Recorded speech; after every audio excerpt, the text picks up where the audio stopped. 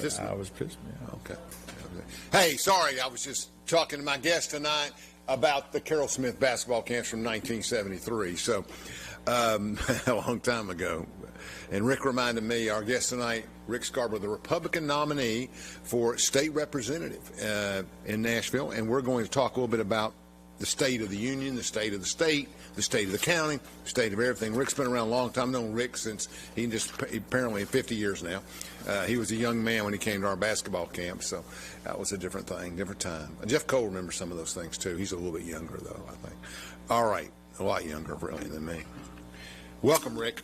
Thank you for having me. I'm glad you're here, and we've talked a lot about politics over the last 3 months in different areas, mainly federal politics. We've had Congressman Fleischman on here. We've had others on here. And you ventured into politics. You've been involved for a lot of years. Oh, yeah.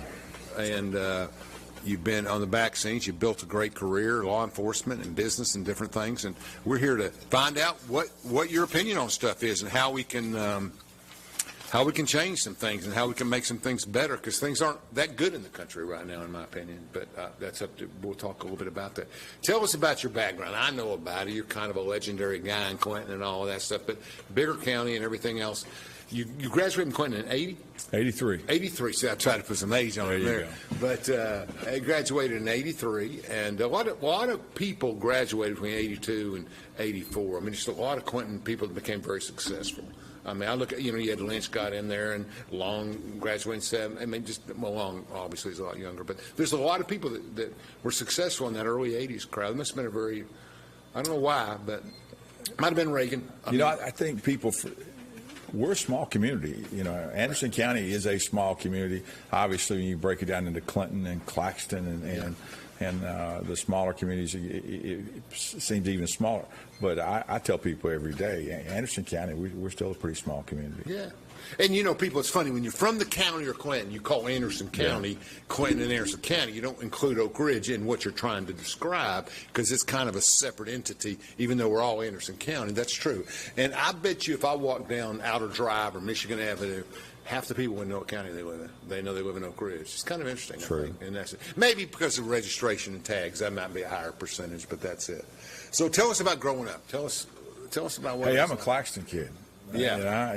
I'm a Claxton kid, and for those of us who are from Claxton, we remind each other that pretty Tracy often. Wandale, big Claxton guy. Yeah. Big guy, good guy. I like Tracy a lot. Played a lot of basketball with Tracy growing up. Did you? We sure did. In younger years, and then we had a group of Claxton guys, a little men's league basketball. And so I've known Tracy again since our teenage years. Yeah, and Tracy's a year younger than you, I believe. If he's in '84. I think that there was a lot of rivalries between Claxton and Clinton in those days. I mean, you guys South Clinton was kind of in between, right? I mean, it's kind of in between. But I mean, I was 10 years ahead. I was in the Jimmy Hodge, Tyrone Fritz, Russell Fritz, Jerry Riggs, Kimmy Weaver era. I wasn't in the early 80s there. You were in the Jermaine Shepard. Was he young? He's a little bit younger. Younger. Yeah. Tell you, Alan, Molly and I talk about this a lot. We'll have having conversations. She'll say, "Well, you remember such and such's brother, don't you?" And I'm like, "Gosh, I didn't know they had a brother." Because when you live in Claxton, you go to Claxton Elementary School, for example. I didn't meet Clinton people obviously until I went to junior high, right? Sure. And so there's a decade plus there that you miss out on some of the stuff that goes on in Clinton, and knowing Clinton generational type things. And so it's happened to this day. She said, "We remember this." No, I don't remember their brother. I never met them. And Molly was a Clinton girl. Oh yeah, Molly's always been a Clinton girl. And back then it was long distance to call from Claxton to Clinton. Yeah, that's old, folks. That's old. Yeah, so even when you went to Clinton junior high or whatever, and you met a girl you want to talk to, hey, you're not going. You're limited. No, not going to be long distance. I didn't realize that. Yeah. So Oak Ridge was long distance. Oh yeah. Really? Yeah. Claxton was part of the PAL telephone system. Or something. In those days, all the money went to long distance. You had to pay more. And your local, they protected the local fees, and they switched it around when we got older. This is how it worked, Alan. You get went to Clinton Junior High, played sports there. Away football game, for example. We're going to get back pretty late, right? kids always walk down to borrow the police department's phones or the fire department's phones, the fireman militia's phone. What I would call Claxton, collect. And my mother would deny the charges, knowing it's time to go pick me up, right? Oh, that's smart. So you wouldn't get the charge. Yeah. Right. I like that. Yeah. I like that. Because you person-to-person collect, if I remember correctly, you could say, collect call from Rick Scarbrough. Okay. And they would know who you are, right? Right. And that's how that works. Yeah. So you went to Clinton Junior High, went to Clinton High School. When was your first exposure to law enforcement? Was it after? It just came. I went to work part-time as a jailer for 3 nights a week. People did. Yeah. I was going to school at Rome State. Right. And I went to work for Sheriff Van Riper. I remember that time. Yeah. Sure. And it was a different time. Different time. I've been doing, play a lot of sports still throughout, and was in great shape. I was doing some work for a brick mason. And I got in a construction company here in Oak Ridge. And I got a call that they're looking for a jailer. So I go for my interview, and again, I was pretty good shape. The chief deputy walks up to me, and he says, "I reckon you'll do." Yeah. And that's how I became. So that was 1985. That's when we were on the third floor of the courthouse, right? Yep, summer of '85. The jail was on the third floor of the courthouse. Wow. And then I went to full-time in December of '85. So you're 20 years old at that. Yeah, I just started dating Molly, and the next day, I became a full-time law enforcement guy. And you were in Clinton law enforcement roughly from '85 all the way up to. Yeah, I was sheriff's department from '85 to '90. Right. Oh, that's right. That would be sheriff's. And then when we got engaged, I was broke, so I had to make some. So I went to work at Y12 in security. Good. And that became the go-to place eventually. It was booming. It was booming there at the time, and then we had the Cold War had come to an end, though. Was it a contractor relationship then, or were you actually an employee of Y12? I was employed. Yeah, I thought they did that. I was employed of Lockheed Martin, and in '90, and then we got laid off from that security job and went back to law enforcement. Okay. And again, so 29 years total in law enforcement. Wow. And then 3 years in security at Y12. So, and then now 6 years at the University of Tennessee. So. 2 great daughters.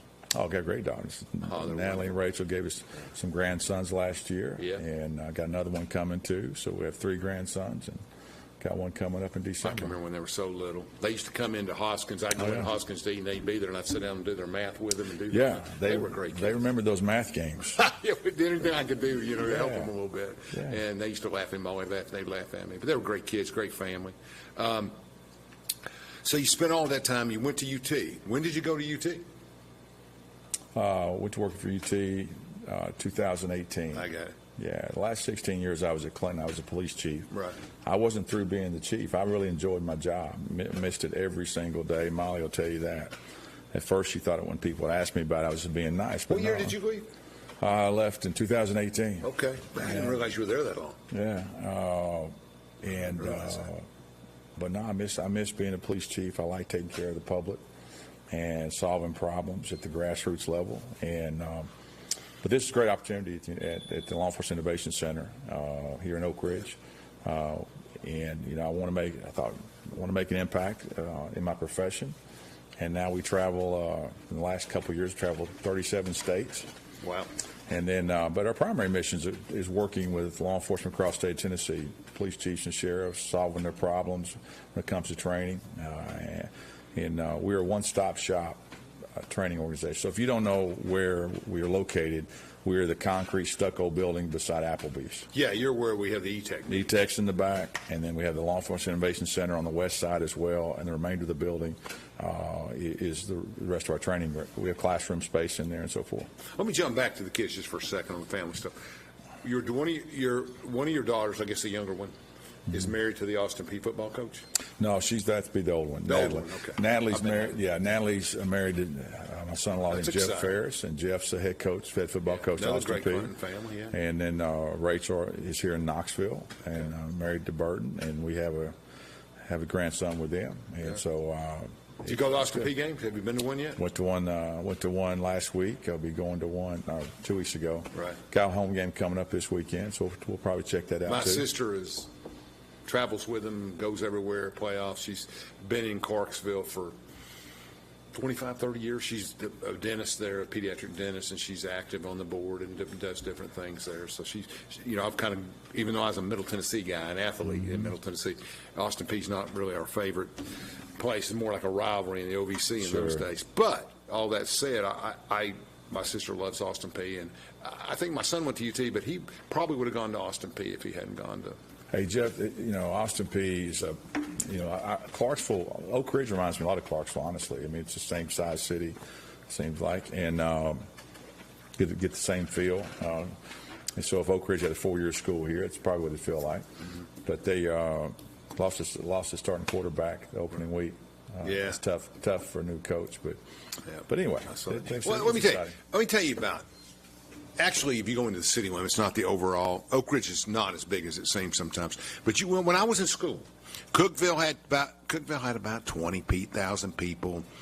Jackson had about 30. Oak Ridge had about 30. Just going down the line. Every Cleveland, all these communities. Murfreesboro had 36. Now they got 180 and 200 in these flat communities and everywhere. Oak Ridge has never grown, but because we're a little more land-bound in a lot of ways. I mean, Murfreesboro, I can remember when I was doing government work, and I went down there, and the mayor said, I put every tax on them I can think of. Wheel taxes, property taxes. Right. I can't slow it down. It just keeps getting bigger because there's so much land and the growth in Middle Tennessee, so it's different. Population-wise, though, you're right, Clarksville's much bigger. But when you get downtown town feel, it's very similar. And let me tell you something. They attract tornadoes. Oh gosh! My sister, every 2 or 3 years, wham! It comes running through the town. It's just unbelievable. I mean, it's just like the most unluckiest place in that sense. We've already had our tornado drills in Clarksville. I bet you have. Yeah, I bet you have. We're prepared for that. You're going to get it done. That's great. Okay, so here we are. You're in law enforcement. You've done your stuff. You're getting it all done. I'm trying to look back, and you come in, and you've always been interested in political stuff. You always had an interest in that, and you have that demeanor that I think is good in politics, and in leadership and in different things. So, but now we're 30 years later. Why get into it now? Well, just like when I left the job as a police chief, I wasn't through being a police chief. Trust me, I really did love that job. But you're looking at making an impact on your community and what you could do. In that case, is for my profession, what could I do in law enforcement there? So I chose to take this position, try to make an impact on my profession across the state. Yeah, it's a big job. And even in the country, too. So our main things we work on there, curriculum-wise, is forensics is big for us. Leadership is big for us. You heard on the news de-escalations. Sure. So we de-escalation classes. But if we can get the leadership portion of law enforcement right, that takes care of a world of problems. In most businesses. Oh, yeah. And so we begin at the first level, but mid-level command and executive training is where we want to be. So, but why go to the legislature? Is it integrated? Again, I've been in public service 35 years That's now. a good point. And I just want to continue to make an impact on my community. This is home.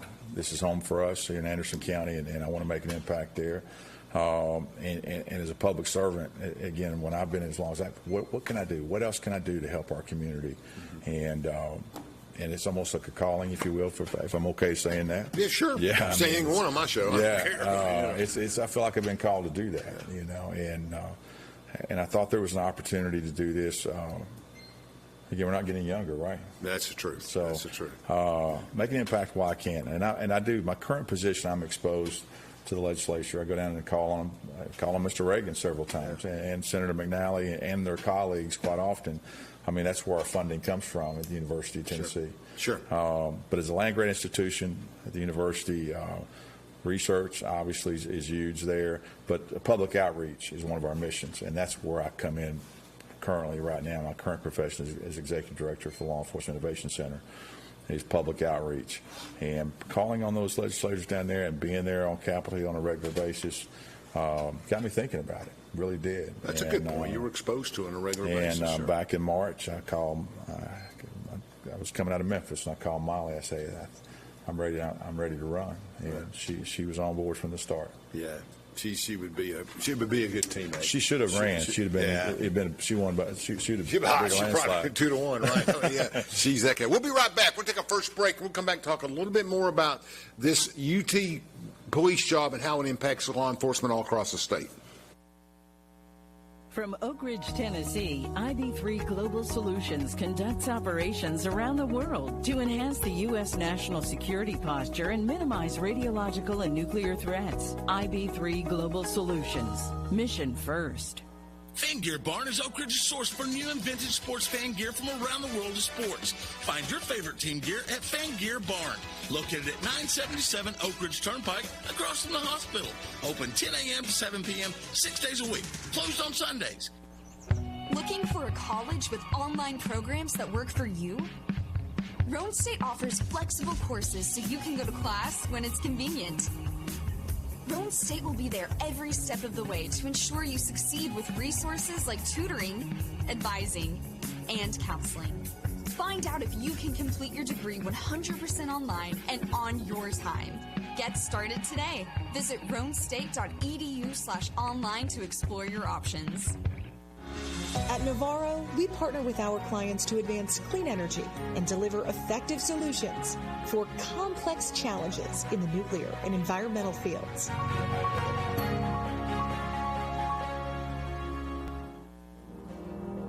We should never lose sight of our health. To keep moving forward, let's not forget everything we've learned. Limit the salty food options. Make your own daily exercise routine. And always receive regular checkups. More than anything, we have learned how important these small steps can make a big difference, so we can all continue to move forward together.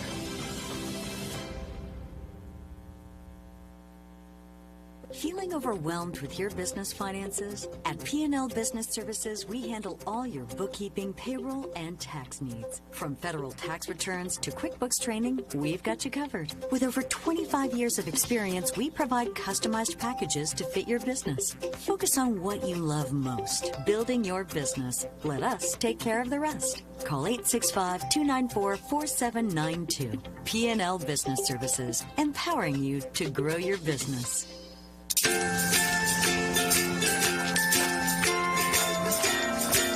All right, crew, let's get started. Sure.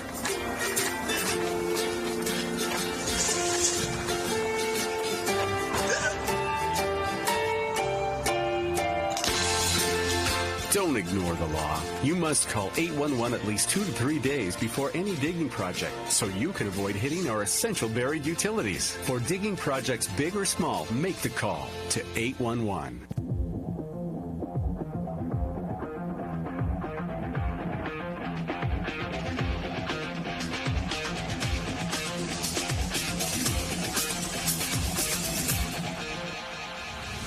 Welcome back to Between the Lines. We're talking with Rick Scarbrough, who's been in community service, from police efforts to training efforts and everything in our state. Pretty much of an expert in that area, and we're talking about different things that the legislature does, his organization does. So the name of the company you work for is the University of Tennessee, not company, but the department you work for is the University of Tennessee. Yes, University of Tennessee Law Enforcement Innovation Center, which we are part of the Institute for Public Service. Right. The way to look at the Institute for Public Service is like a campus, if you will. Okay. We're part of the system. I'm not part of the Knoxville campus, Chattanooga campus, but we are the Institute of Public Service is its own entity within the system.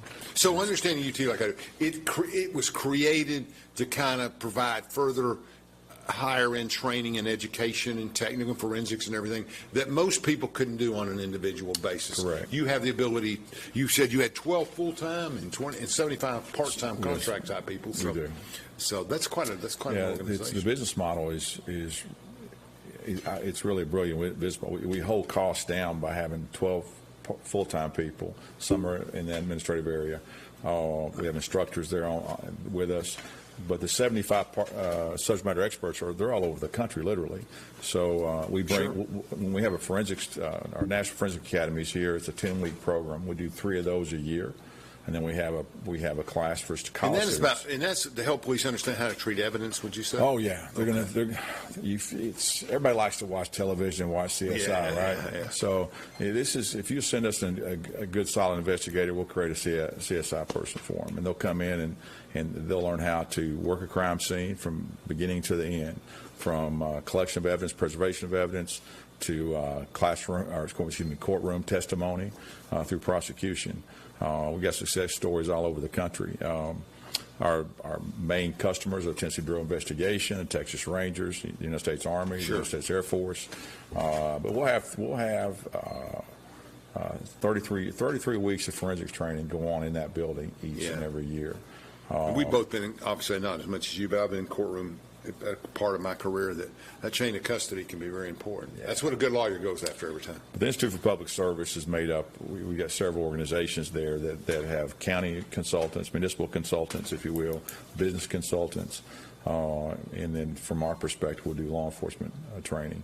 So we're there for the public. I mean, it's public outreach. It's a great opportunity for them. Didn't really know a lot about them until I became a police chief, and we started sending our own investigators to this type of training here.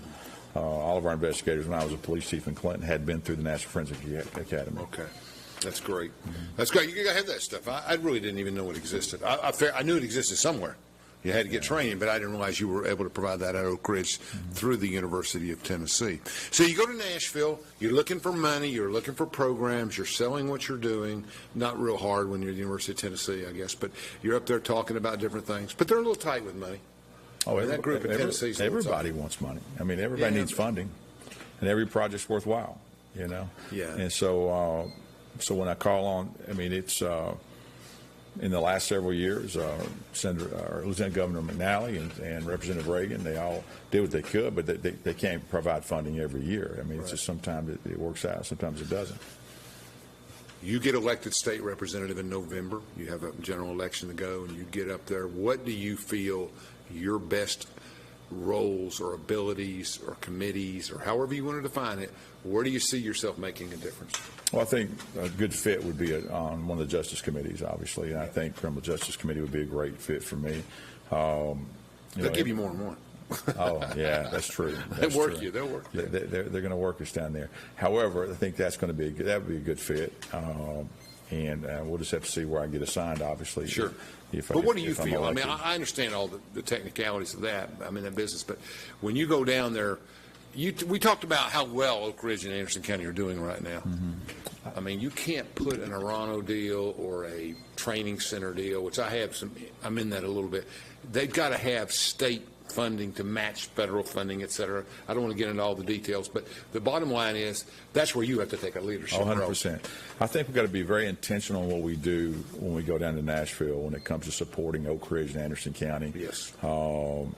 We talk, and again, border security, I know we're in Tennessee. Every state's a border state. We're in Tennessee, but how can we help local law enforcement provide the tools and the training and whatever the resources they need to help us in Tennessee when it comes to, and then also holding our federal partners' feet to the fire when it comes to to our border security. Because again, like you say, every state's a border state. When it comes to human trafficking, drugs, violent crime, there's things to be considered that we need to make sure that we're very intentional in what we do down there. So let's make sure we give our local law enforcement the tools they need. Well, that's right. And you're a Republican nominee, so I can talk a little bit and not put you on the spot here. But I mean, I can imagine what the United States would look like if we didn't control one chamber of condors. If we couldn't block certain things in Washington, which we have the House of Representatives, and I think probably the Senate will go Republican because I think the Senate will go Republican because it's that turn every 2 years. Sure. It's different. So if the Republicans come out 1 or 2 ahead, they did a mediocre job. They should get more than that, but they'll get 1 or 2 because West Virginia flips automatically. In the House, it'll be close. We'll see what happens. It's more of a populist kind of where population matters. 2 in New York and 2 in Montana are the same in the Senate, but in that kind of thing. And of course, the presidency is very important, and we'll see where that goes and direction. But if we do get some changes in those areas, border security will increase. We'll see more police action to prevent illegal. We're all for illegal immigration. We need it. But to get illegal, we're getting more. So it comes down to people like you in the States. And what do we do to define the problem as it exists a little bit? Because you're pretty, we've talked about it. You're very knowledgeable. That we have illegal immigration impacting our state as well as border states. And if we have a chance to tactically challenge that, what can we do? Where do we go? How can you, if they decide they're going to start attacking it and they're going to give you the power? Tell us about ICE. Nobody really knows about these issues. Let's think about right now. The current administration in D.C. didn't care about the immigration issue until what? 6 weeks ago when Kamala became, that's exactly right. She became the candidate, and it became a big issue again, right? She was in charge of that. But in the meantime, it wasn't an issue for them. No. And so very lax in what was going on there. It's strictly a numbers game. Right. For them, it is. You know, when it comes to the threats to our national security, when it comes from the border security, the policies, if they'll just enforce the policies that were in place, that would have been great. But right now, again, you've got criminals coming across the border. We're worried about, we're worried about our Middle Eastern threats coming over here from South America, coming up through South America, because that's where the doors open, right? That's right. That's right. That's where the doors open. So they're coming there, and it's a numbers game. Are we going to be able to capture some of those people coming across? Well, sure, we'll capture some, but it's a numbers game. Thousands and thousands are coming across. But now, from a Tennessee perspective, what do?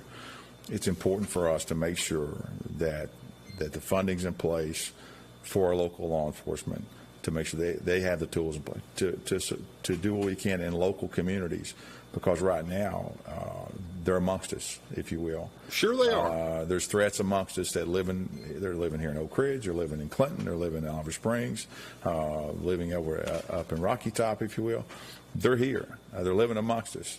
There's a lot of, at the same time, let me back up a bit. Sure. There's a lot of great families that are living here that came here legally. Sure.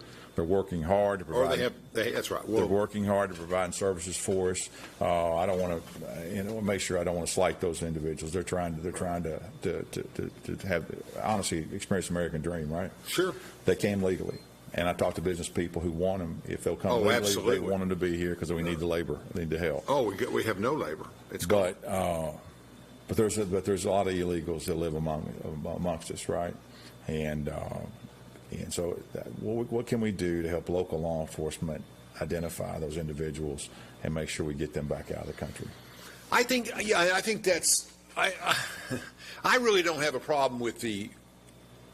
Let me rephrase that. I don't think that the illegal immigrant who's cooking at the Mexican restaurant in Tennessee is a threat. They need to go if they're illegal. I got it. Some of that's almost too expensive to do, or find a way to legalize, especially children. Mm-hmm. But we come back to the flip side of it is, but there are sleeper people here. There are people that are here with Chinese direction, with Iranian direction, other direction, and they're coming over the border, and they're you talk about, I've been to briefings, you talk about the blue lights on the farms. Right. They're going from light to light to light to get to the train, to get to the cities, and they're told what cities to go to. Sure. I mean, that's a little scary.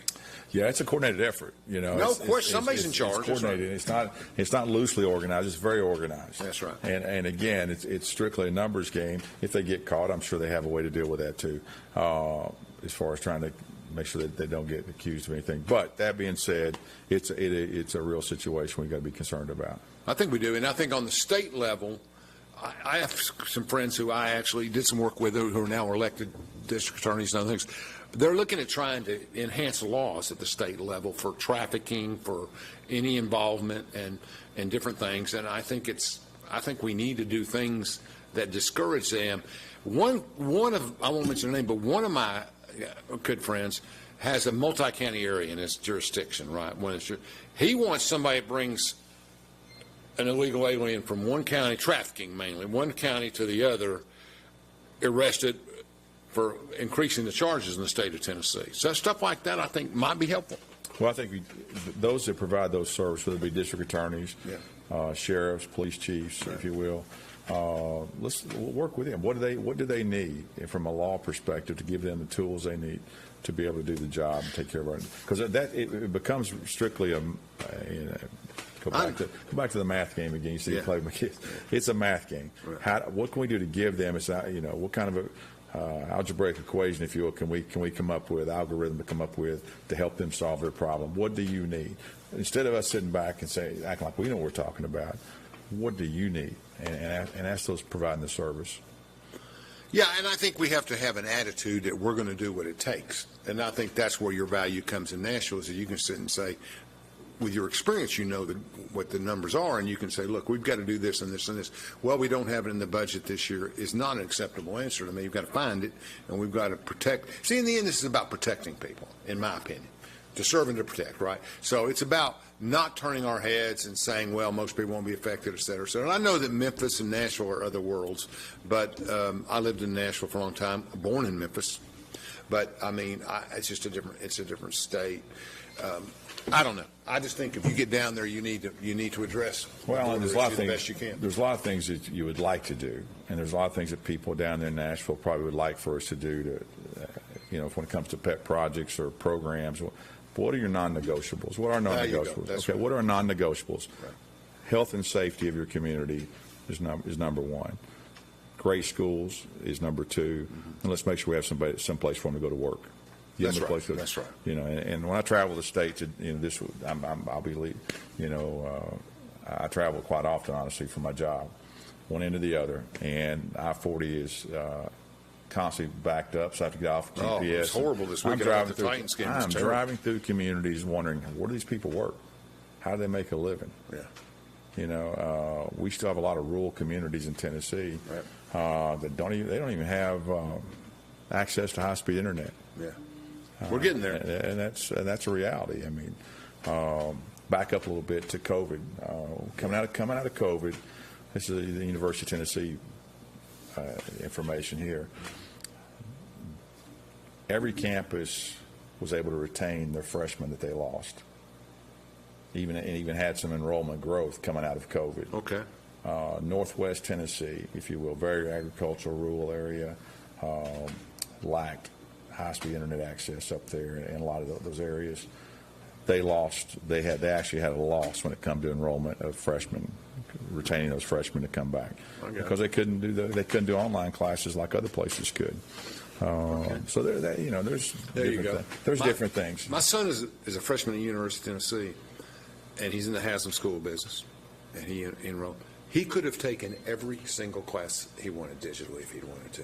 Mm-hmm. He didn't. He only took one. He wanted to get in the classroom in UT.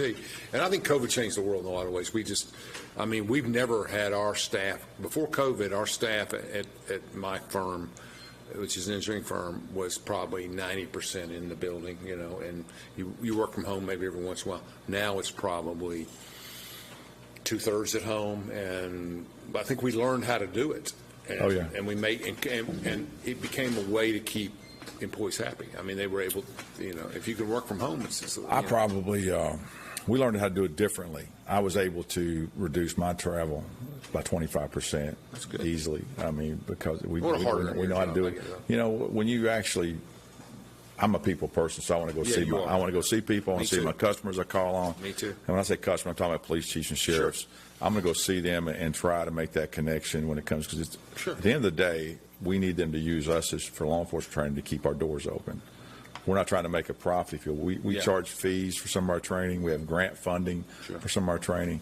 But we need them to use us to keep our doors open. If you're not in front of them, they're not going to think about you. And so, I have to go out and make those trips from time to time. And but my busiest years, I spent 85 nights in a hotel somewhere, a motel. I lived that life in the 90s. I know. Yeah, and but post-COVID, it's probably 25% decrease because, again, we have Zoom and Teams meetings, and we do a lot of stuff online.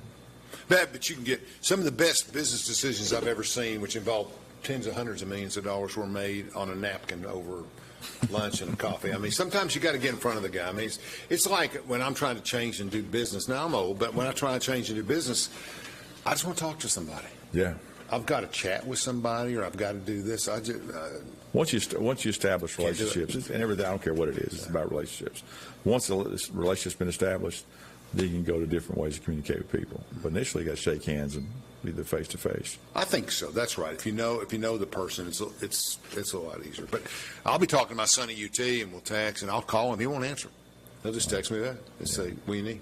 or whatever. I mean, he will if I tell him to. But that's not the norm. I mean, they can go days on just internet and phones and not do anything. I mean, it's unbelievable. This whole generation, it's unbelievable. So, let's take another break. I want to talk about schools. Everybody wants to talk about schools, and we'll talk about PACs too. Okay. We should never lose sight of our health. To keep moving forward, let's not forget everything we've learned. Limit the salty food options. Make your own daily exercise routine. And always receive regular checkups. More than anything, we have learned how important these small steps can make a big difference. So we can all continue to move forward together.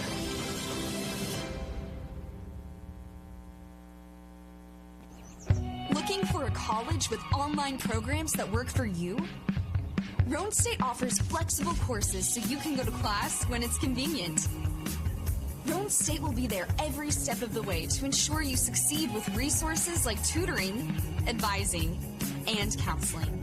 Find out if you can complete your degree 100% online and on your time. Get started today. Visit roanstate.edu/online to explore your options.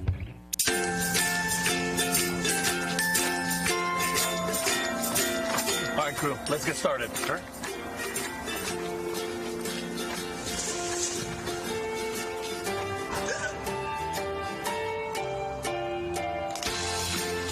Don't ignore the law. You must call 811 at least 2 to 3 days before any digging project so you can avoid hitting our essential buried utilities. For digging projects big or small, make the call to 811. Feeling overwhelmed with your business finances? At P&L Business Services, we handle all your bookkeeping, payroll, and tax needs. From federal tax returns to QuickBooks training, we've got you covered. With over 25 years of experience, we provide customized packages to fit your business. Focus on what you love most, building your business. Let us take care of the rest. Call 865-294-4792. P&L Business Services, empowering you to grow your business. 1 in 7 people will need a blood transfusion during their life. That's 1 person every 2 seconds receiving a life-saving product. At Medic Regional Blood Center, we are the primary blood provider for 25 hospitals in 23 East Tennessee and southeastern Kentucky counties. Started in 1958, Medic has been serving Knoxville and the surrounding areas for 66 years. For 1 hour of your time, you can save a life. Visit medicblood.org for more information on blood donation. From Oak Ridge, Tennessee, IB3 Global Solutions conducts operations around the world to enhance the U.S. national security posture and minimize radiological and nuclear threats. IB3 Global Solutions. Mission first. At Navarro, we partner with our clients to advance clean energy and deliver effective solutions for complex challenges in the nuclear and environmental fields. Fan Gear Barn is Oak Ridge's source for new and vintage sports fan gear from around the world of sports. Find your favorite team gear at Fan Gear Barn, located at 977 Oak Ridge Turnpike, across from the hospital. Open 10 a.m. to 7 p.m., 6 days a week. Closed on Sundays.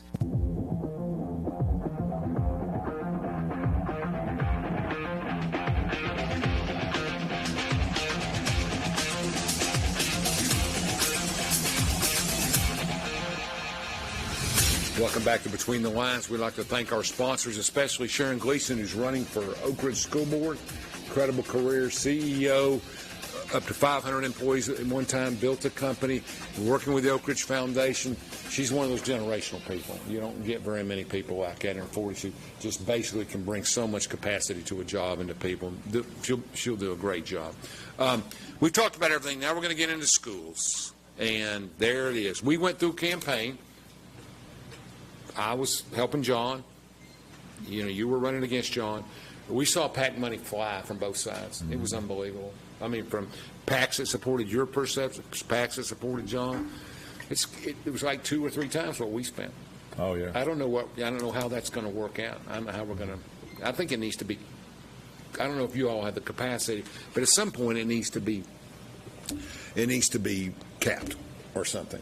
And my point to you, and I understand freedom and all that, but my point to you is, and I bring that up on PACs because with the school voucher thing has been taken over by PACs and school funding, et cetera, et cetera.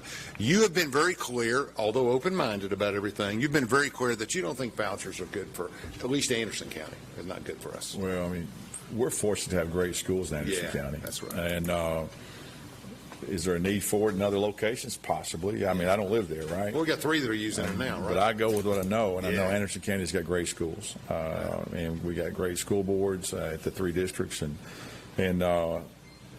people in Anderson County. I'm sure there's some folks out there that like vouchers or like the voucher idea. But well, I polled it. It's about 70% against in Anderson County. You might have heard me say at one of the forums, I think it's a pig in a poke. You don't know what you're going to get, right? That's exactly right. And but this is the thing. This is what when it comes to educational policy, kids come first. Okay, right. Kids come first.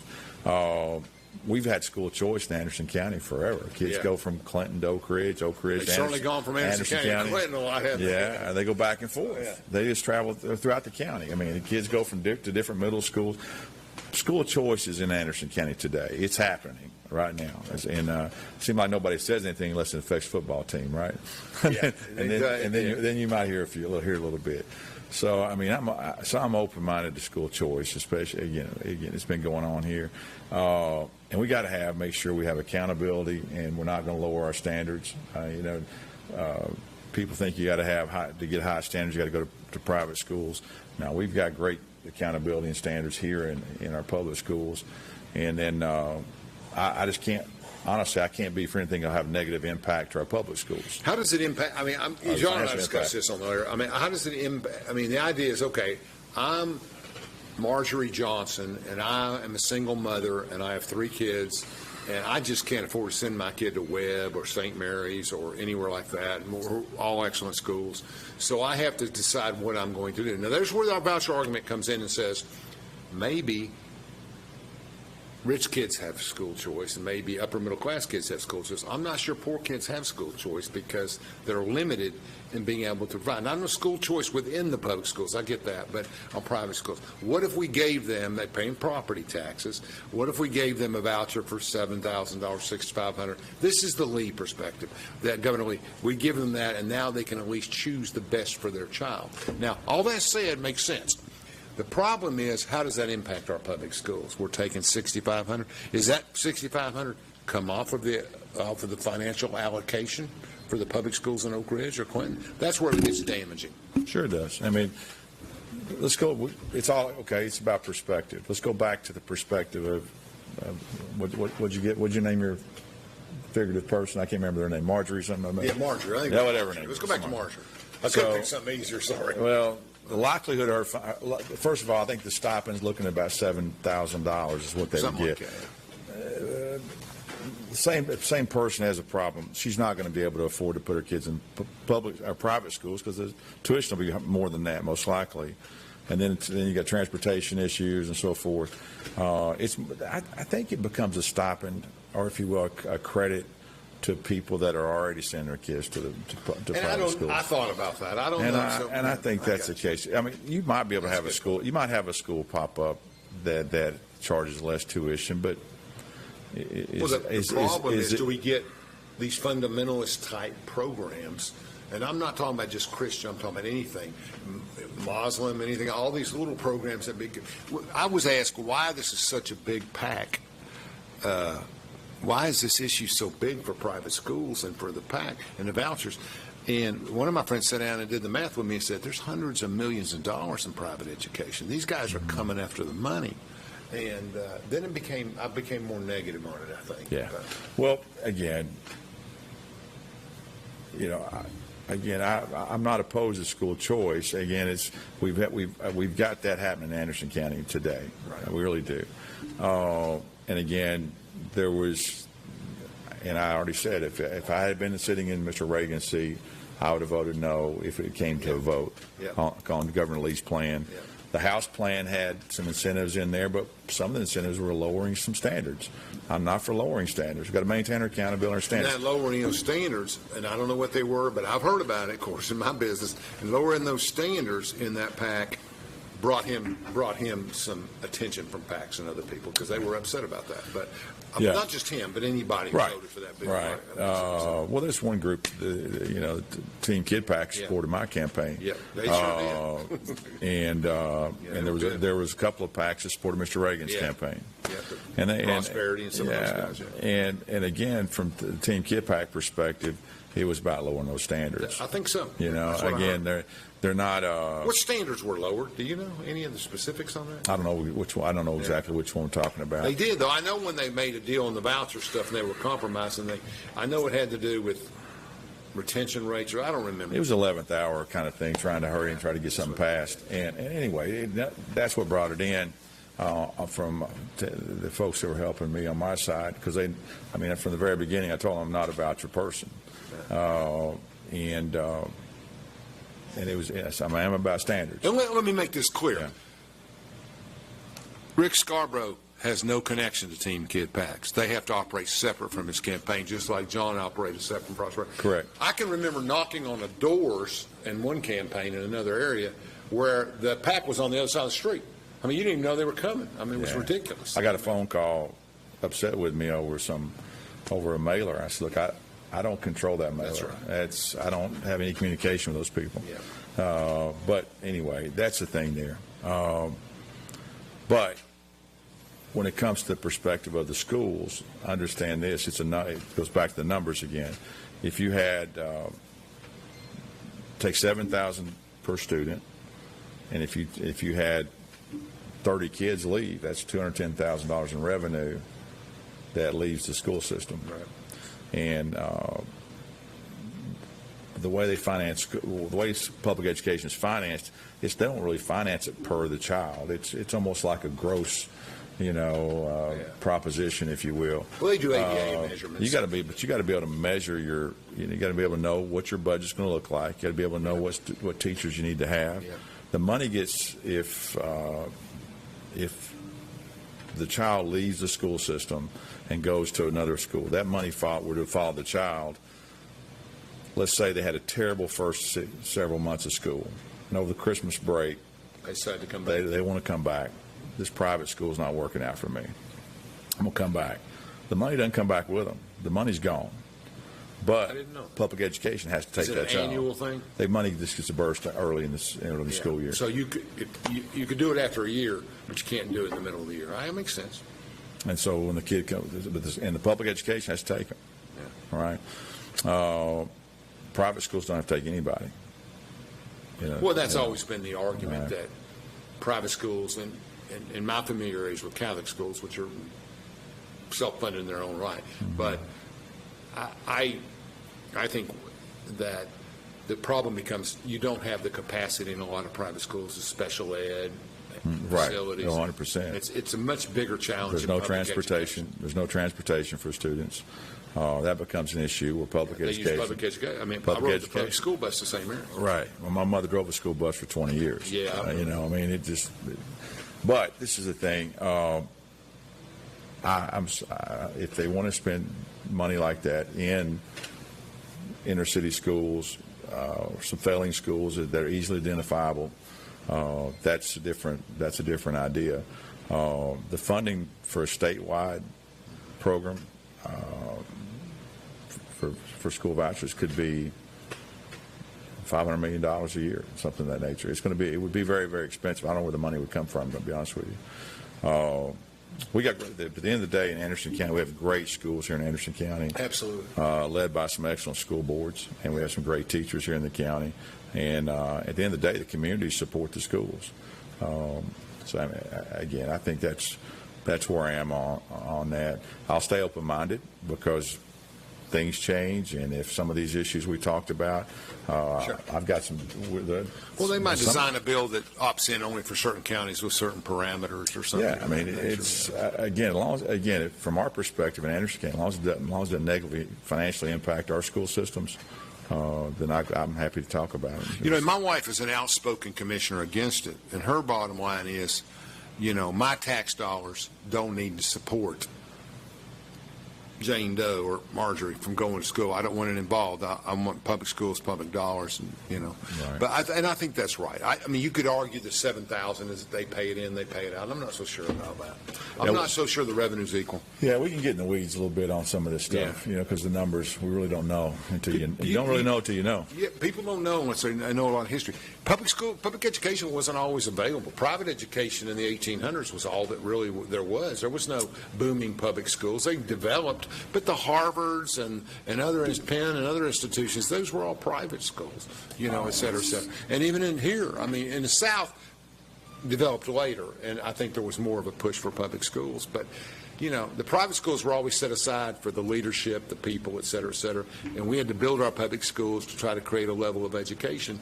And I think that was a social project for our country and our community that doesn't need to be threatened. Does that make sense? One thing I tell you about schools, where you have failing schools is where you have socioeconomic issues. That's correct. You have communities that are not safe. Mm-hmm. You have no jobs. That's right. Where we have safe communities and high-paying jobs, you're going to have some successful schools. That's why in Oak Ridge and Anderson County, we've had great schools. And the truth is, the private schools thrive in those environments too. They don't need public funding. I mean, it's that people make their own decisions and do what they need to do. And I think a lot of the development of private schools over the past decade or two has been based on social issues more than education issues. I mean, that's where I'm at. I think the whole idea is I don't want them teaching me this or that, or then I opt to go somewhere else. But I'm not sure that's something I should fund. Across the state, I think it's an algebraic equation, X times Y equals Z. Sure. Again, as long as you have safe communities, great schools, you'll have high-paying jobs. Sure. All those three. If you take away one of those, yep. If you take away the jobs or the safety of the community, you're not going to have great schools. It's just not going to happen. One more break, Chandler, and then we'll finish up. From Oak Ridge, Tennessee, IB3 Global Solutions conducts operations around the world to enhance the U.S. national security posture and minimize radiological and nuclear threats. IB3 Global Solutions. Mission first. Fan Gear Barn is Oak Ridge's source for new and vintage sports fan gear from around the world of sports. Find your favorite team gear at Fan Gear Barn, located at 977 Oak Ridge Turnpike, across from the hospital. Open 10 a.m. to 7 p.m., 6 days a week. Closed on Sundays. Looking for a college with online programs that work for you? Roan State offers flexible courses so you can go to class when it's convenient. Roan State will be there every step of the way to ensure you succeed with resources like tutoring, advising, and counseling. Find out if you can complete your degree 100% online and on your time. Get started today. Visit roanstate.edu/online to explore your options. At Navarro, we partner with our clients to advance clean energy and deliver effective solutions for complex challenges in the nuclear and environmental fields.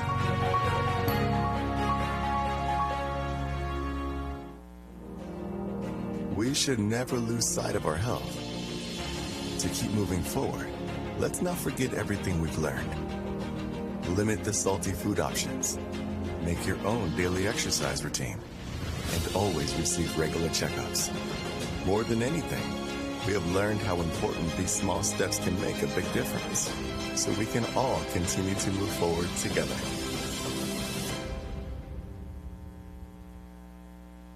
Feeling overwhelmed with your business finances? At P&L Business Services, we handle all your bookkeeping, payroll, and tax needs. From federal tax returns to QuickBooks training, we've got you covered. With over 25 years of experience, we provide customized packages to fit your business. Focus on what you love most, building your business. Let us take care of the rest. Call 865-294-4792. P&L Business Services, empowering you to grow your business. All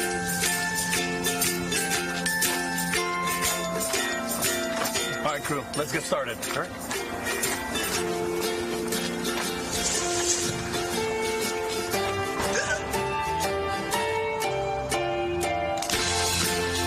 Don't ignore the law. You must call 811 at least 2 to 3 days before any digging project so you can avoid hitting our essential buried utilities. For digging projects big or small, make the call to 811.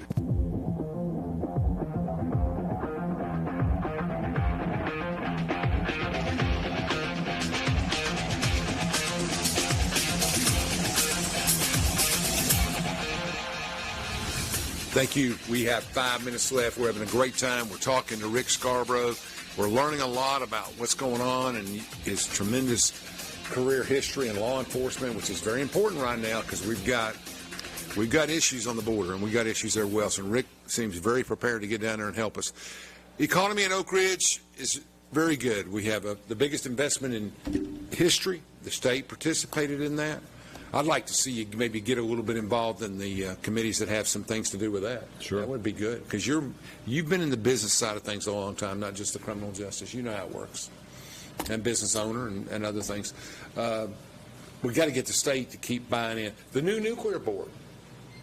I don't know a lot about it except that I think there's a dozen or 17 people on there, and it's a statewide board that Billy set up to help fund nuclear projects, 50 or 60 million. I remember we're talking about getting the federal government involved when I'm talking to Chuck. So I don't know, but it seems like they've done great things. And with Arano coming here, man, we've got it really working. Yeah, I mentioned that when I was campaigning door to door. People were asking me, what do you think about the community? What can we do to help people? And I think again, being more intentional about what we're going to do here in our community. Right. We have great history here, obviously, in Anderson County and Oak Ridge when it comes to nuclear. Yes. And what terrific news that was last week. Oh. I mean, that's going to set us up for generational wealth here for a lot of people. That's right. Those are decades of jobs coming up that people need to understand what's happening.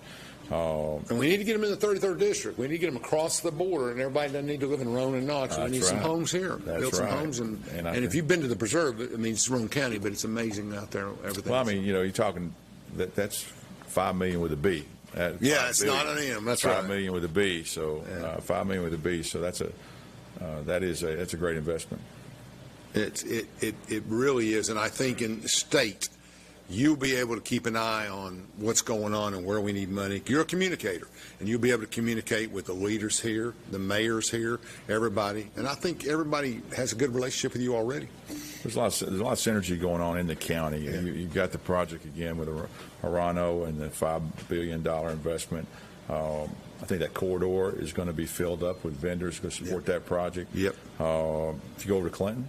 Let's talk about Aspire the last 2 minutes. Joe Hollinsworth's got Aspire. What a great job Joe's done with that project. Mm-hmm. I went over there and looked a little bit around and stuff. I mean, people are going to come from everywhere. Oh, yeah. Resale. I talk about school tax revenue. Right. I mean, sales tax revenue. I mean, I said the last 30 years, probably the most impactful thing that happened in Clinton was building the apartments on that hill. In other words, it gave people a chance to live here and work here. And, I mean, those, when they got built in the 90s, I guess, they came down. And just that made a major impact. That was mine and I's first home. Yeah, a lot of people say that, right? I mean, that's exactly right. And it helped a lot of people. But Aspire Park's a beautiful place. People are excited about it. A lot of jobs, 90 jobs or more. What's going to happen out there. And again, it's going to impact tourism when it comes to the river exposure. I think it's going to benefit everybody across the county.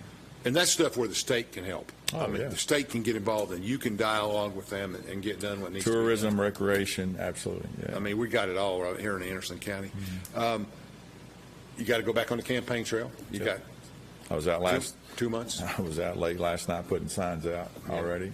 Doing work. You worked hard. I'm gonna try not to clutter up the county too much with campaign signs, but name recognition is important. Well, Oak Ridge is up. Oak Ridge controls it to 30 days out, right? Clinton used to, and then it went away. I don't know what happened with that. We were always told that. So I think there's a lot of time. I appreciate you coming on. You have a great legacy. I mean, you and Molly and everybody and everything that's done. I think you know enough about our county and our city, and this is important, and you have the relationships that you can take information from here and sell it in Nashville. And you know, everything's sales. It is. It's all about relationships. And in Anderson County, we need to make sure we take care of our neighbors at the grassroots level and all work together. We can do a whole lot of things in Anderson County if we stay together. Jobs, security, those are the key things. I mean, what do you want to say to the voters? Anything? Give me an opportunity. If you have any questions at all, reach out, ask, and give me a call. My number, that's my cell phone number on the website. It gets me straight to me. Drop me a text message, and I'll be happy to answer your questions. Well, we appreciate you coming on, Rick, and we're getting new leadership, new era. Everything's got to turn over. That's the way life and nature is, and we're lucky to have Rick stepping up to be our next Republican state representative. Thank you for watching.